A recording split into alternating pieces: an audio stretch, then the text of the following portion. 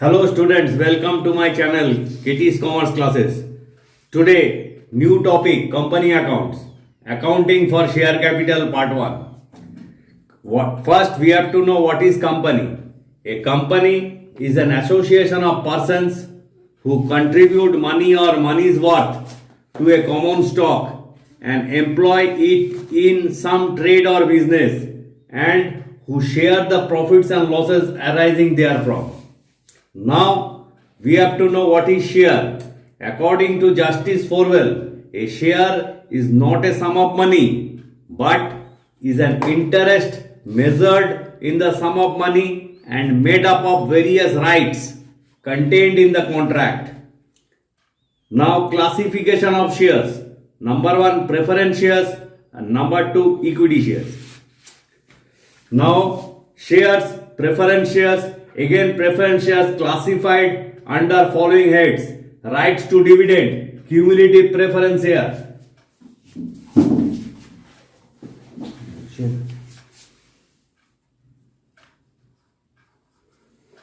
non-cumulative preference share, convertibility, convertible preference shares, non-convertible preference shares, redemption, redeemable preference shares, non-redeemable preference shares.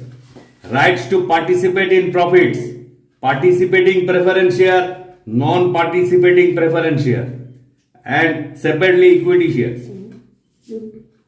Owned capital, the capital collected by the company by issuing equity shares and preference shares is called owned capital. So the paid up value of both equity and preference shares is actually called the owned capital.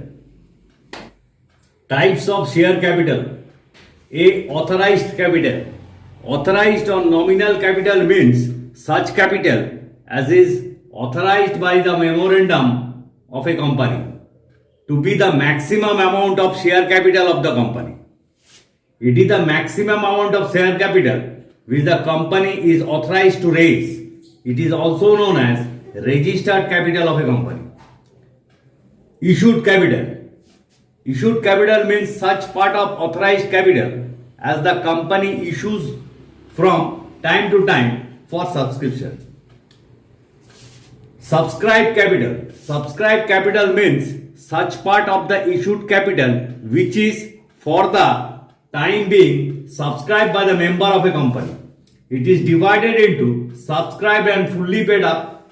It is the amount of share capital issued by a company that is subscribed and on which the company has called and also received entire nominal or face value of the shares. Number 2, subscribed but not fully paid up. It is the amount of share capital issued by a company that is subscribed but the company has not received entire nominal or face value of the share. Called up share capital. Called up capital means such part of the share capital which has been called for payment. Paid up share capital. Paid up share capital is that part of called up capital for which consideration in cash or otherwise has been received by the company.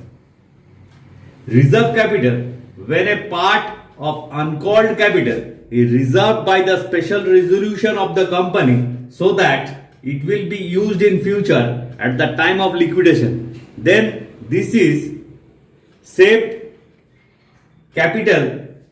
This saved capital is known as reserve capital. Some important points. Call scenario. If a shareholder make payment, default in payment, the money due on allotment or any call, the money not so paid is called call scenario. Now, call in advance. It means the amount paid by the shareholders in excess of the amount due from them. The company may receive call in advance if the articles permit.